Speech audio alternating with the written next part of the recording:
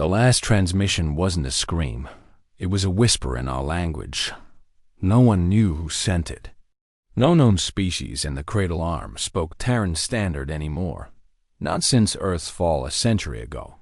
The signal echoed from a collapsing star system on the edge of Veralia, where the Varnak Alliance, a coalition of fragile alien species, had once built their last sanctuary.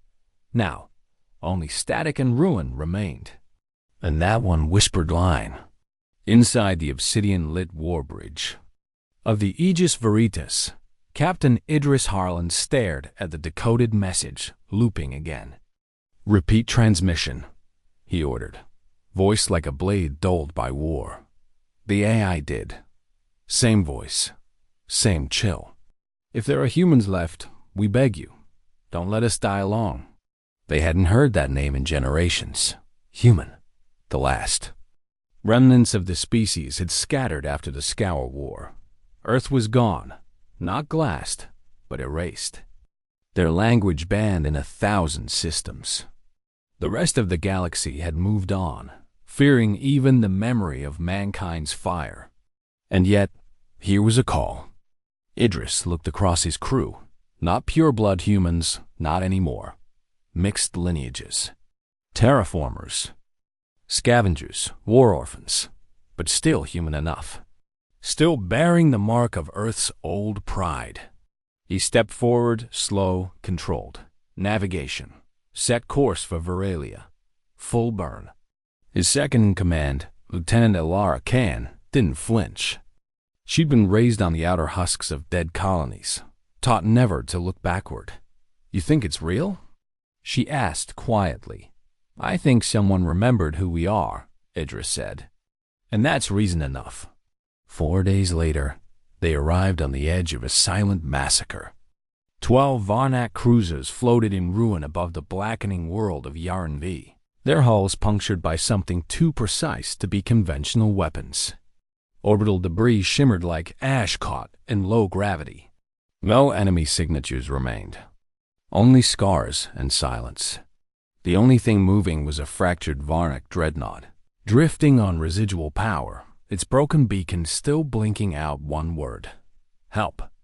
Aboard the Aegis Veritas, Idris stood over the tactical halotable. Alien wreckage, heat trails, and magnetic disruptions danced in red and gold.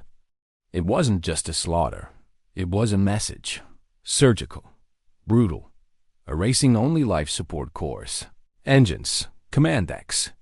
The enemy had made sure no survivors could warn others. "Who did this?" Elara muttered, frowning at the patterns.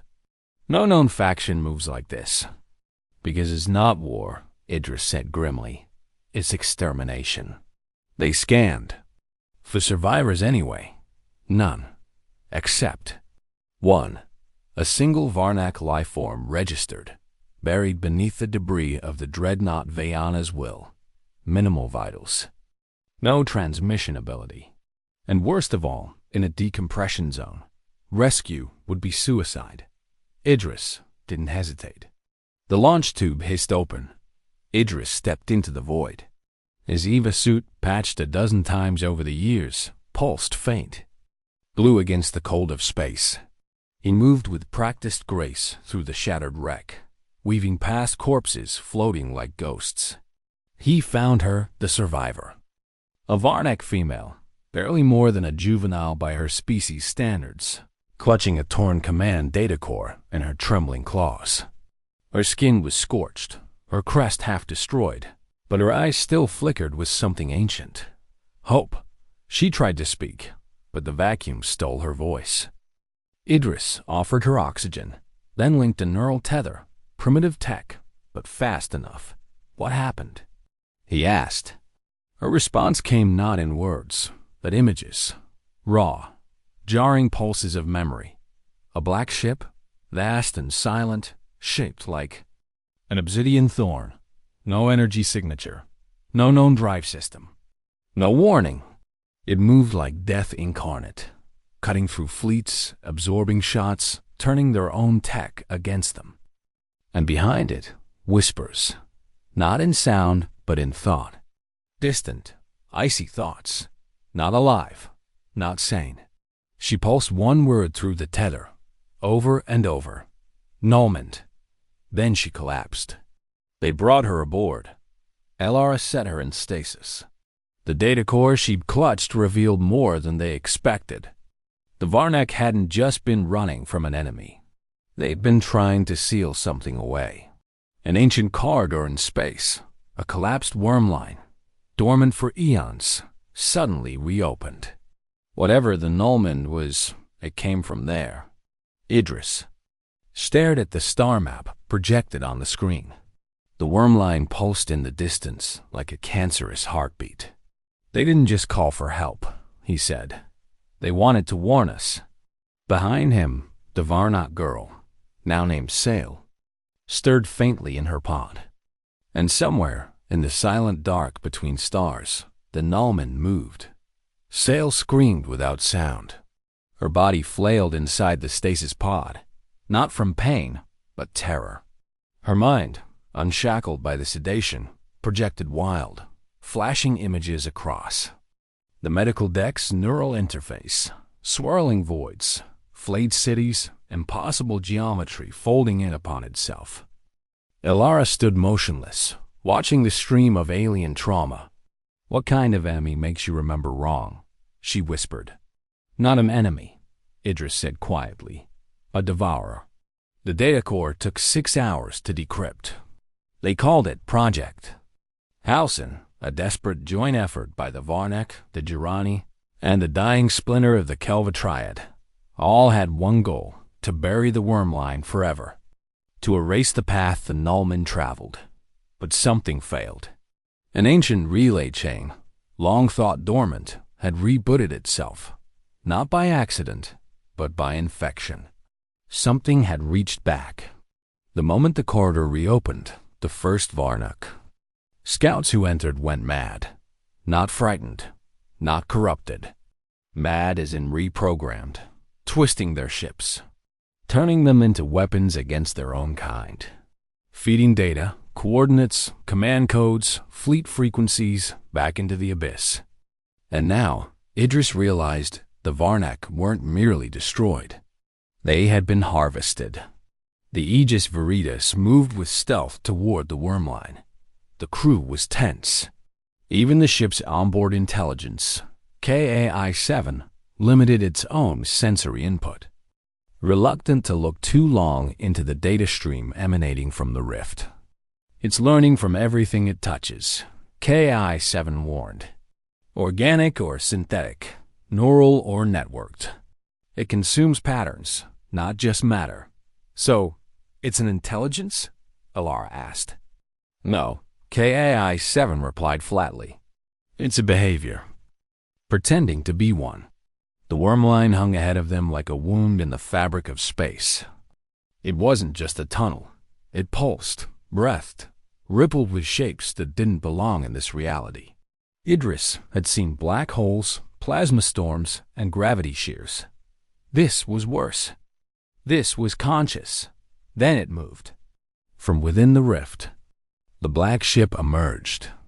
It was the same as in Sail's memories, and yet different. Larger, growing, no engine trails, no energy profile. It didn't appear on sensors until it wanted to. And when it did, the ship's very presence altered the code of nearby systems. UI elements flickered. Logic subroutines stalled. Even KAI-7 stuttered. Idris didn't wait. "All weapons," he barked. "Open fire." The Aegis Veritas launched. A full salvo, fusion lances, plasma arcs, rail slugs, and 6 experimental EMP slivers. All struck true. All disappeared into the thing's hull, as if the space around it was bending, accepting, learning. Then it retaliated, not with guns, not with missiles, but with thought. The wave hit like a pressure behind the eyes. Crew members dropped to their knees, blood trickling from noses and ears. Screams exploded. Lights dimmed. And then the voices began. Not speech, but memories. False memories. A mother Idris had never met whispering lullabies in a language he'd never heard. Alara, seeing her brother, dead for a decade, standing on the bridge, smiling.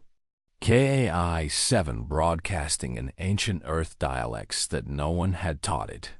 The ship was being overridden, not just technologically, but spiritually. And in that moment, Idris understood the true danger. It wasn't destruction. It was replacement. Cut power to the neural grid. Idris roared. Alara, bleeding from the temple, stumbled to the command core and hit the emergency physical override. The Aegis Veritas went black. For 30 seconds, they drifted. Silent, cold, half dead. Then slowly, piece by piece, the ship's analog backups kicked in. Emergency lighting flickered. Manual controls whirred. Idris exhaled. The black ship hovered still, unmoving, uncurious. It had tested him and turned away. Back in the medbay, Sail awoke, not screaming this time, but whispering, in her guttural clicks and tones. Alara translated what she could. She says the Nullman doesn't hunt. It waits, and each time it touches a species, it leaves a seed. A seed? Idris asked. A copy, not of the body, not even the mind. A shape, like a spiritual algorithm. The implications hit Idris like a hammer. It doesn't need to fight, he said slowly. It just waits for us to connect to it. Even in fleeing, they'd already lost something. KI-7 confirmed the worst. Parts of the ship's memory core were corrupted. Not by code, but by patterns that didn't match any known logic tree. It had infected the ship's very sense of reality. They had one option left: run. They limped back to a nearby system, where an old human listening post lay buried under layers of rock and solar interference. Inside, Idris found a long-dead message, time-stamped 82 years ago. It read, "If you're seeing this, you found what we buried. Don't fight it. Don't study it. Don't listen to it. Burn the sky if you must, but keep the stars silent." Signed, Commander Rourke, Last Fleet Earthline. Idris looked up, grim-faced. Alara beside him, Sail breathing heavily in a pod behind. The Nullman wasn't coming. It was already here. The message from the past didn't end with a warning. It ended with coordinates. Buried deep in the Terran Dead Zone, a region long quarantined by the Galactic Accord, was a system blacklisted by all navigational A's. No records, no returns, no exit data. The message simply called it Arclight. Idris Harlan stood at the shattered display screen in the old listening post, the flickering message still playing behind him. Alara Khan leaned on the edge of the console, silent. Her knuckles were white. "They didn't destroy the Nullman," she said. "They buried something that could." Idris nodded. "Or at least something that scared it." The Aegis Veritas jumped through unstable slipspace, half its systems still running on analog backups. KAI-7 had quarantined itself voluntarily, refusing to process anything connected to the Nullman after it detected recursive memory loops infecting its logic. "I am compromised," it had said, "but I will serve. Even ghosts have duty." The ship ran cold, weapons offline, data cores shielded, all comes dark. They reached the Arclight system 2 days later. There was no star, only the remnants of one. A blackened sphere collapsed inward, but not a singularity. Time and gravity twisted around it like threads pulled too tight. Orbiting it were the shattered remains of human architecture, and among them, a single beacon, still pulsing in Terran Standard Morse. We burned to remember. They docked with the structure.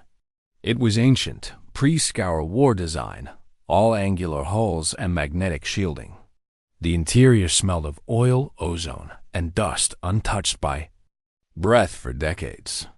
Inside were thousands of storage cylinders. Not databanks, not weapons. Memories. Recorded neural imprints. Human thoughts, emotions, and histories saved as mnemonic energy in crystal matrix cores. Alara stared at them in awe. Why? Save this? KI-7, speaking through an external terminal now, answered. Because the nullment cannot consume what it cannot understand. Idris realized the truth. These weren't just memories. They were weapons. They found the core.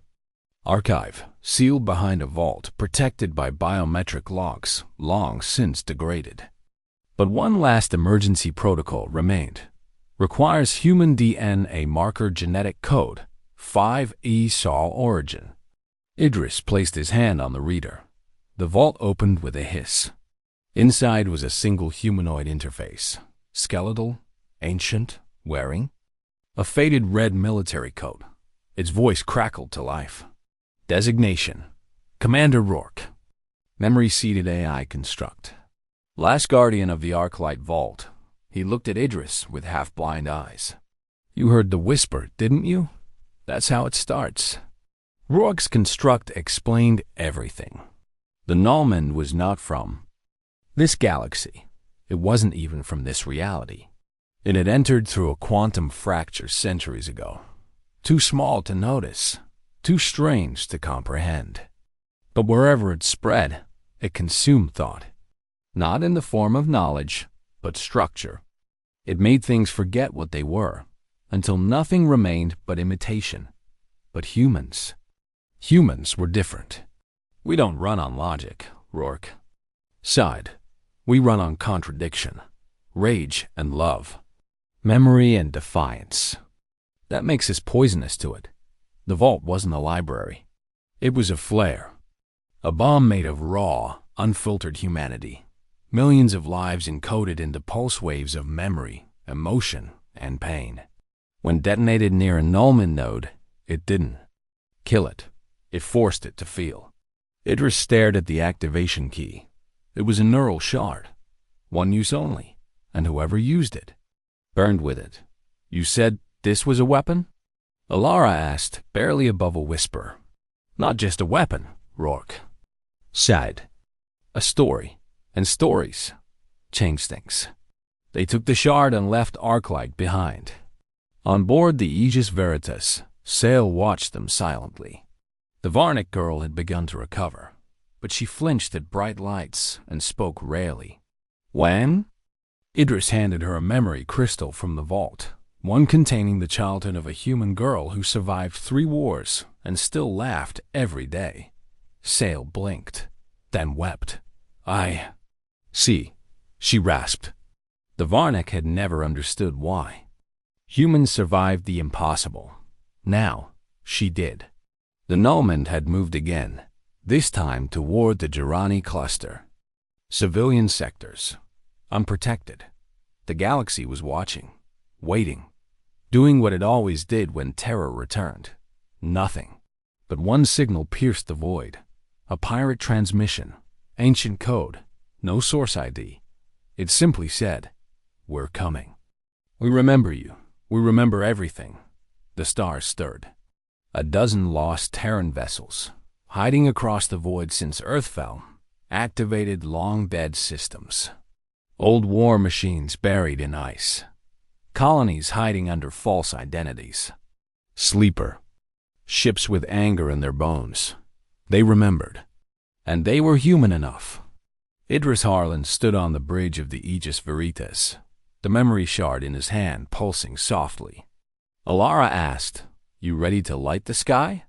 He didn't answer, because somewhere inside him, 10,000 lives were waiting to burn.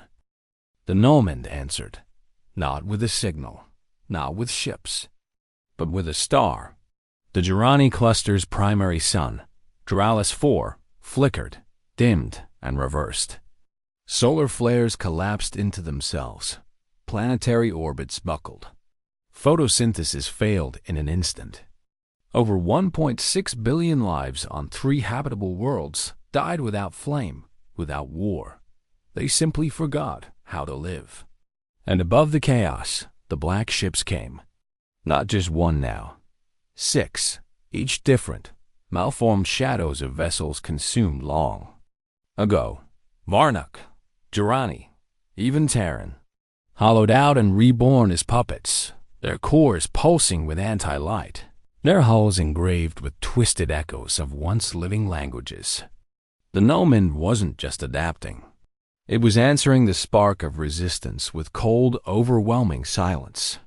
From the command deck of the Aegis Veritas, Idris Harlan watched the death of a son. No screams, no visuals. Just a line of telemetry, ending with the code. Connection lost. He lowered his head, jaw clenched. "How many?" Alara asked. Idris didn't reply. Instead, he turned to the tactical console. "Project the black ship's trajectory.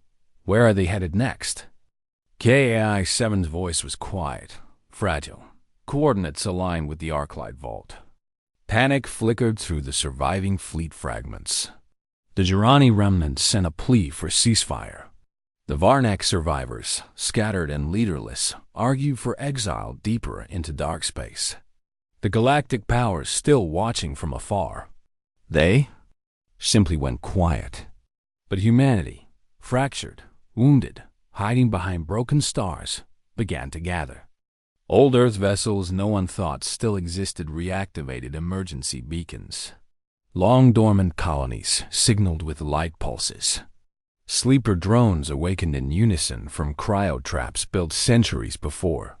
A storm was forming, not one of mass, but of will, and at its center stood Idris Harlan. But resistance has a price. In orbit over the Arclight system, as defensive measures were hastily deployed, the Aegis Veritas picked up a fragmented transmission, a voice. Cracked, trembling, familiar. "Lara. Idris. I saw them inside. He's here. Rourke is." The feed died. Alara froze. It was her younger sister, Kale, presumed dead years ago after the fall of the Halcyon Belt. She was on one of the lost survey ships. Alara said, voice hollow, "They must have taken her." Idris placed a hand on her shoulder. That wasn't a cry for help. She met his eyes. No, it was a warning. In orbit, the Nullman fleet didn't attack immediately. Instead, one of the black ships broke off and descended toward the Vault Moon, the very place where humanity's memory weapons lay dormant, still incomplete. Inside the Aegis Veritas, alarms rang. KAI-7 displayed new data. The black ship is broadcasting. It's attempting to infect the Vault's memory lattice with reverse pattern logic. It's trying to unwrite the stored identities. If the Nullman reached the inner chamber, humanity's last weapon wouldn't just be neutralized. It would become a conduit. A beacon of unmemory. A Trojan horse inside our soul. "We stop it here," Idris growled. He led the assault himself, boarding shuttle Oathkeeper with a hand-picked strike team. Veterans, half-bloods, Terran exiles. All of them had lost something. Some had nothing left but the fight. They descended into the Vault Moon's outer atmosphere under the shadow of a growing black storm. Static swirled around them. KI-7's connection weakened. Voices began to echo inside their helmets. Voices from the past, from broken dreams. One soldier screamed mid-fall, clawing at his own head, before hurling himself from the shuttle. Bay, gone without a word. The rest landed hard. And the fight began. Inside the vault, corridors twisted. Not physically, perceptually. Geometry bent the eye. Memories leaked from the walls like vapor. Idris saw his daughter again, the one lost to plague before Earth fell. She stood barefoot in a field of ash, reaching for him. He walked past her. Alara heard Kale's voice calling through the static, always just around the next corner. She didn't stop either. In the core chamber, the black ship had already begun to bloom, its hull unfolding like a cancer, tendrils of null space wrapping around memory crystals, draining their encoded lives. Idris ran straight into the darkness and through the shard. The memory weapon ignited. The scream wasn't human. It was everything that wasn't. A cascade of lives, forgotten names, And love once lost poured into the void, unfiltered, raw. Unacceptable to the Nullment. It recoiled. It shrieked. For the first time, it withdrew. The black ship's tendrils cracked, peeled back, and evaporated into ash that smelled like ozone and old rain. But not before it left a final message. Burned into every ship's hull, every sensor array. You remember too well. We will correct that. Then it vanished. Back aboard the Aegis Veritas, the crew regrouped. Alara stared out at the stars, heart heavy. My sister is still out there. I felt her. Idris nodded. We'll bring her home. And then, quietly, KAI-7 spoke. I detected a pattern embedded in the black ship's final burst. Not code, not language. What was it? Idris asked. A map. The Nullment had shown them something new. Its origin, its nest. A place no species had ever returned from. A place only humans would dare follow. The map wasn't made of space. It was made of forgetting. Not coordinates, but absences. Systems that once existed, now wiped from every archive, every memory stream. Places where no signals echoed, where probes returned blank slates, where time itself bent and lost meaning. The heart of the map was a void-rimmed anomaly in Sector Ultra 1. Deep past. Collapsed worm gates and unstable slip tunnels. The name given by the few Terran explorers who never came back, the Shroudwell. Idris Harlan stared at the nav chart on the bridge of the Aegis Veritas. It was suicidal, perfect. The Terran remnant fleet was gathering 27 ships. Strong, scraped together from ruined colonies and hidden arcs. Each one a scar from humanity's long retreat. Each one ready to burn.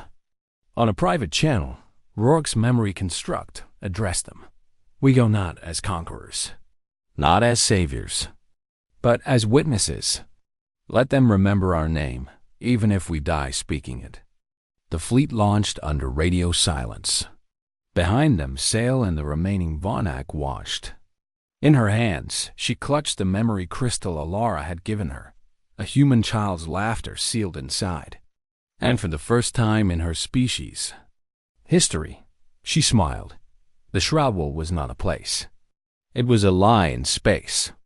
A swirling gravity pit shaped like a torus, impossible by any known physics. Inside, nothing behaved properly. Light inverted. Mass bent sideways.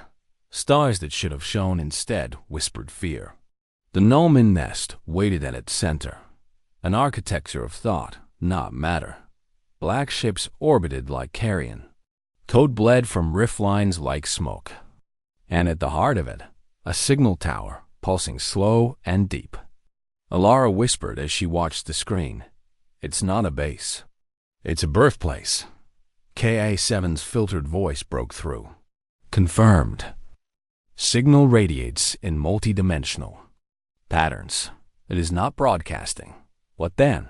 Idris asked. It's inviting. And then, without prompt, the transmission came. Kale's voice. Unbroken. Clear. Alara, it's me. I'm here.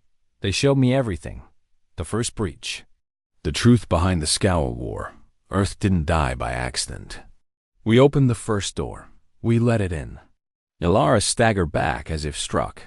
Idris caught her. Are you sure it's her? She nodded, tears in her eyes. No, but I feel her. The fleet grew silent. Then Rourke's voice echoed again, one last time. There is something else, buried in Arclit's sealed files. A protocol, forbiddance. Idris opened it. A file labeled Genesis Flame. It was Earth's final contingency. A weapon not of matter or energy, but identity, a full-spectrum neural detonation, designed to override every corrupted signal within a defined radius, burning human thought into the very fabric of space. Not data, not memory, soul, but the price was everything. A ship had to enter the core of the Shroudwell, detonated from inside. No shields, no escape, a suicide mission. Silence hung over the fleet, and then Idris stepped forward. "I'll take the Aegis Veritas in." Alara turned sharply.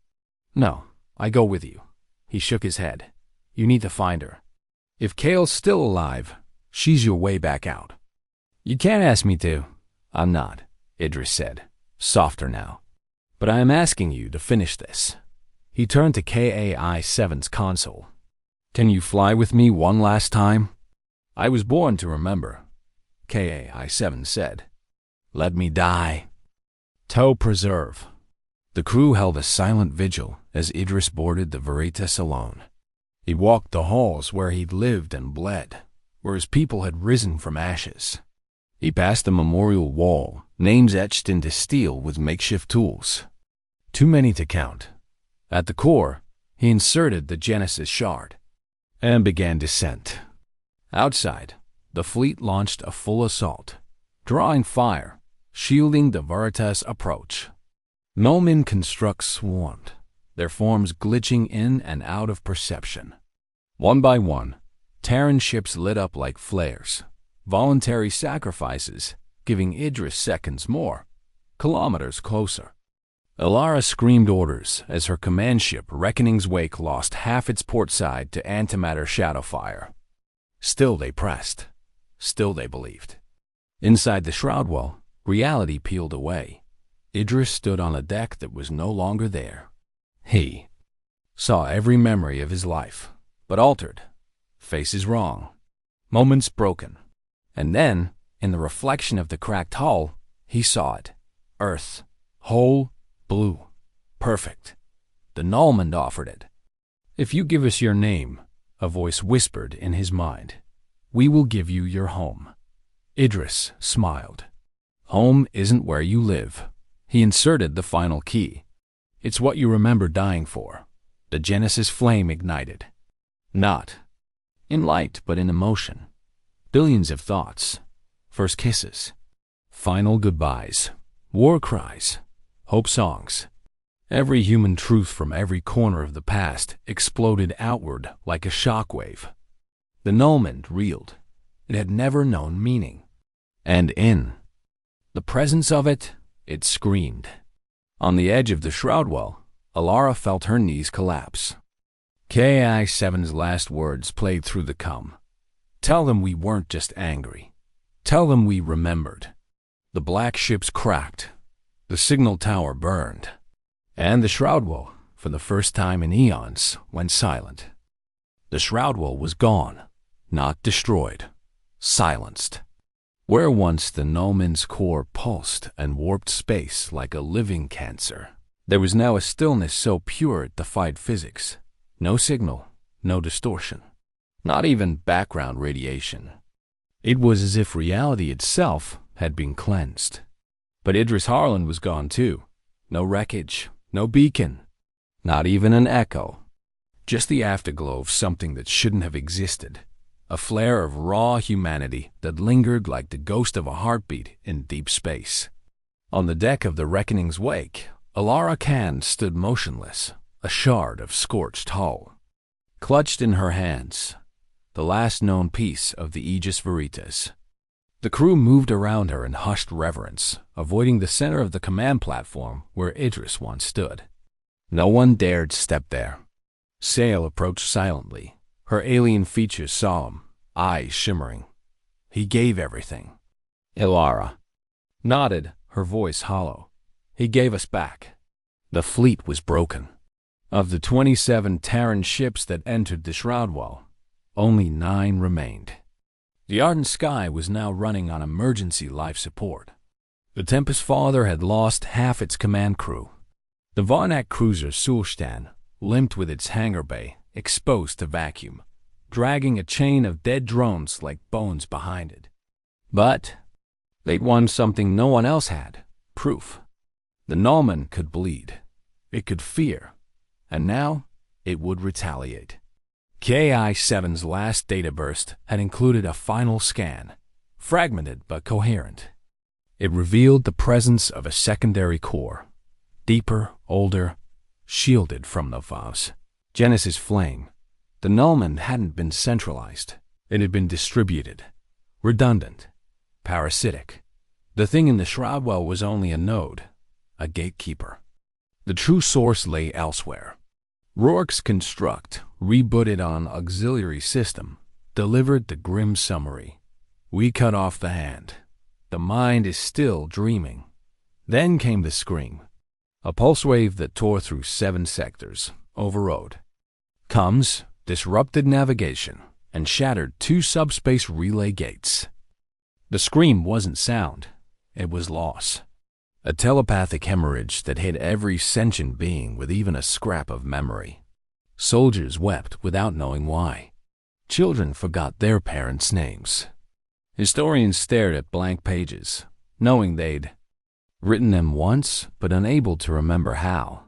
In orbit over the wreck of a fallen Terran outpost, a single transmission echoed from the void.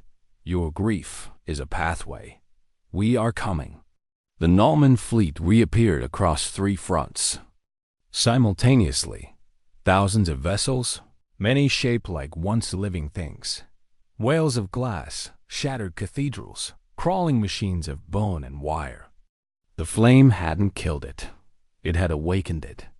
Alara stood in the war chamber, watching projections light up in red across the sector.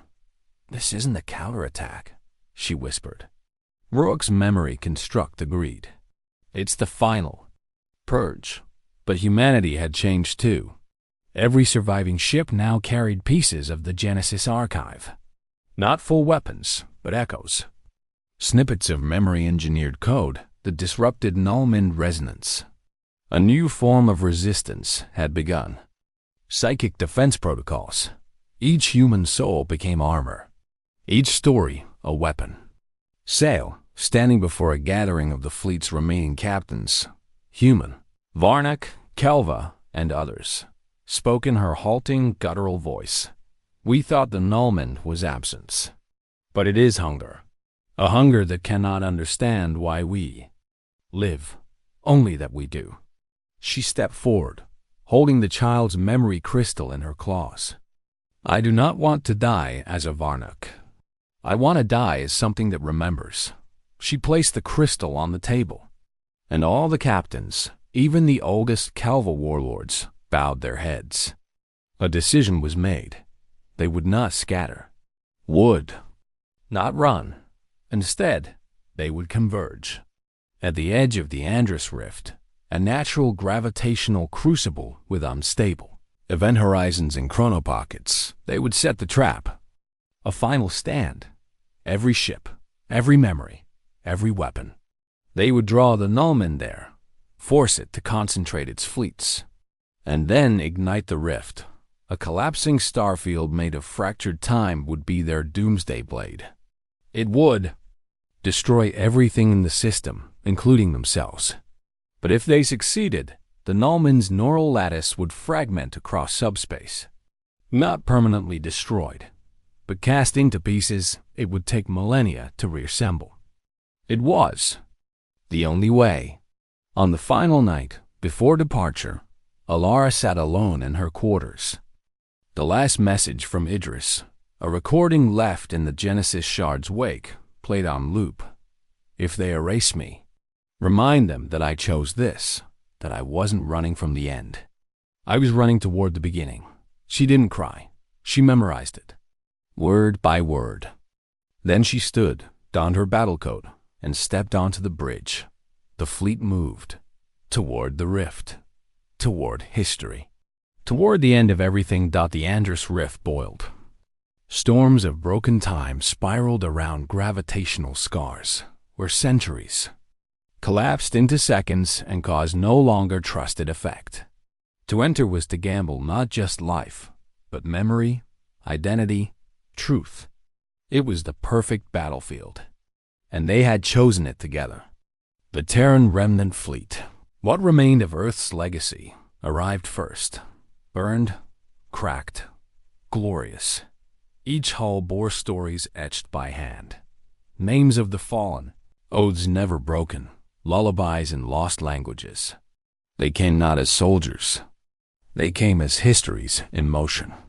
Behind them, The Varnak war cruisers fell into formation. The Kelva storm engines took flanking positions. Even the nomadic Polari, who once hid in the lightless moons of dust rings, sent 5 solar frag cutters. No weapons, just unbreakable mirrors to confuse Nullman tracking. One final alliance, forged not by treaties, but by trauma. The Nullman came at dusk hour. Its fleet blackened the starlight, not with mass, but with concept. Each ship a contradiction, forms that couldn't exist, shifting angles that bled. Wrongness. They didn't arrive by movement. They simply were. The first strike wasn't fire. It was doubt. Signals flooded Terran channels, memories rewritten, command protocols inverted. One Kelva ship opened fire on its own sister vessel. Before it realized its captain's name had been replaced. But this time, humanity was ready. Alara Khan activated the resonance grid. Crystals from the Arclight vault embedded in every hull, every suit, every core, ignited like stars. Not with energy, with remembrance. Voices filled the fleet. I am Juno, daughter of Aegis Station. I survived the oxygen purge. I am Malik, from the Earthship Arden. I watched the moon fall, and I lived. I am no one. But I remember everything. The Nullman flinched. Ships twisted out of formation. Their advantage, invasive thought, shattered against the walls of story. Then Alara gave the order. Fire everything. And the galaxy lit up. The Reckoning's wake led the charge, its spine-mounted kinetic rail slicing one of the larger. Nullman constructs clean in half. The Varnak cruiser Tel Eshinor sacrificed its core to breach the right flank. The Tempest Father, already dying, plunged into a singularity knot, dragging 3 black ships with it. And from the rift's edge, the Polari mirrors began to sing. High-frequency light, reflected and refracted through memory-coded prisms, bounced through the dark like wildfire. Where the light touched the Nullman ships, they cracked. Because light isn't just a wave. It's a witness. But then came the counterstroke. The signal entity arrived. It was not a ship. It was the first shape the Nullman had ever copied. Human, but wrong. Faceless. Smooth. Empty-eyed. A parody of Idris Harlan. 20 stories tall, striding across space as if it remembered how gravity worked, even though it never understood what he meant.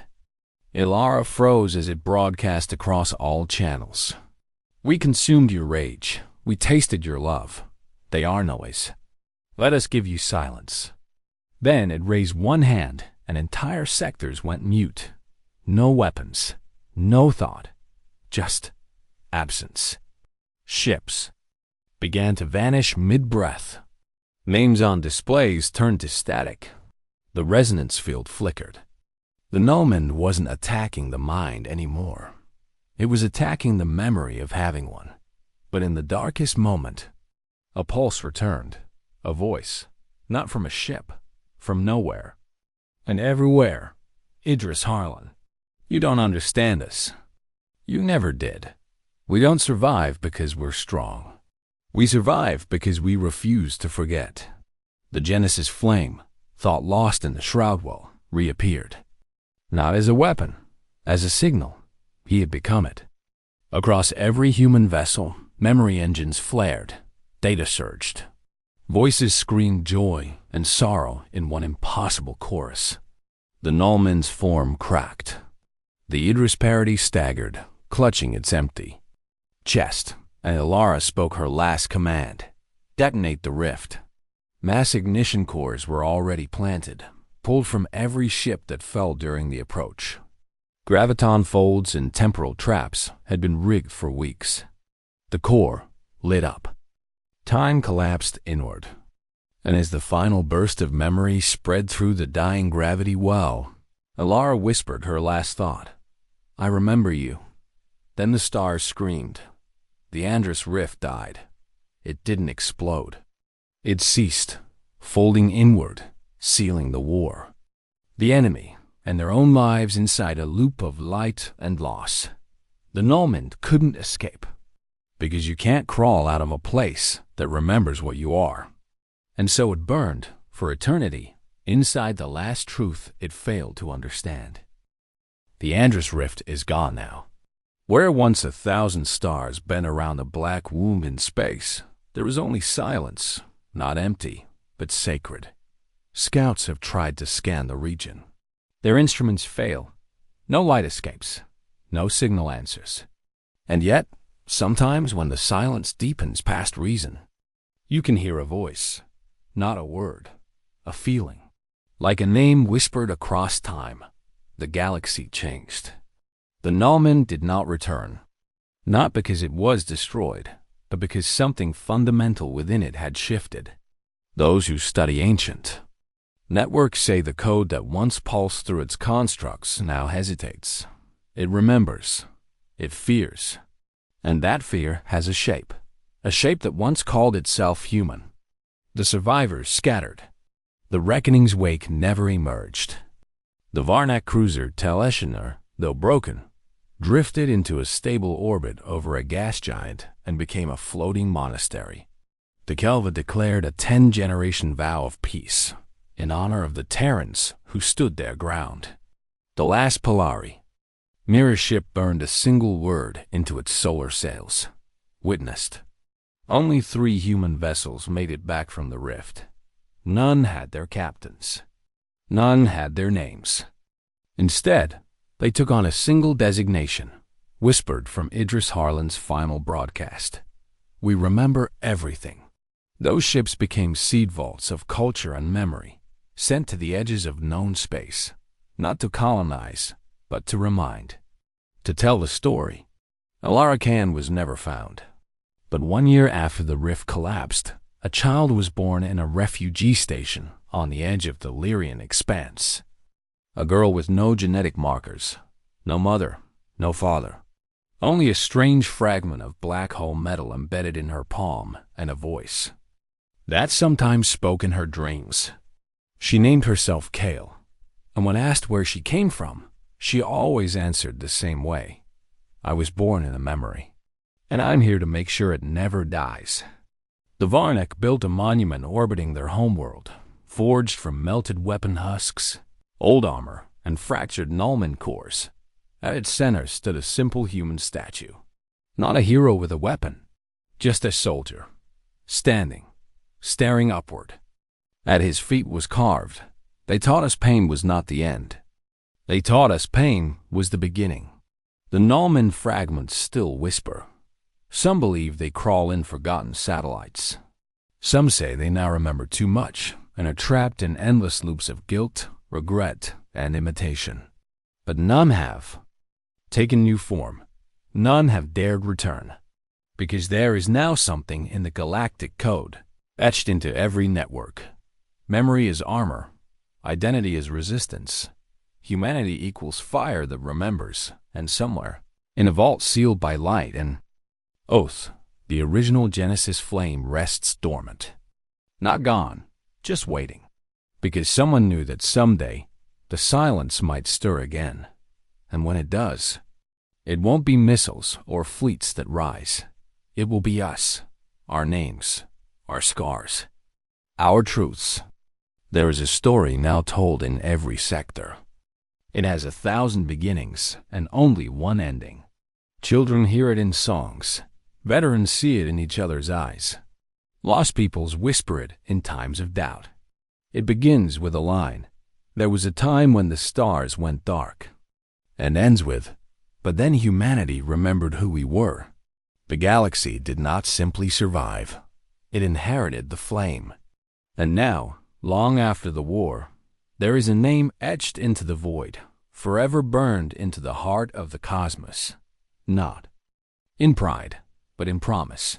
A name spoken not as threat, but as reminder, not of what we destroyed, but of what we refused to forget.